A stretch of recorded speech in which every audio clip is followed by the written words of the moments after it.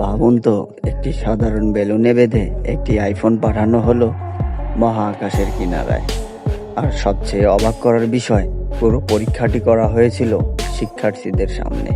বিশেষ ধরনের উচ্চ উচ্চতার আবহাওয়া বেলুনের সাহায্যে আইফোনটি পৃথিবীর পৃষ্ঠ থেকে কয়েক 10 কিলোমিটার উপরে উঠে যায়। সেখানে পৌঁছে ক্যামেরায় ধরা পড়ে পৃথিবীর বাঁকানো দিগন্ত আর মহাকাশের কালো আকাশ, যা সত্যি অবিশ্বাস্য। এই পরীক্ষার মূল উদ্দেশ্য ছিল শিক্ষার্থীদের বিজ্ঞান, প্রযুক্তি ও মহাকাশ গবেষণার প্রতি আগ্রহী করে তোলা। আপনি কি এমন একটি পরীক্ষায় অংশ নিতে চাইবেন? মন্তব্যে জানিয়ে দিন। ধন্যবাদ।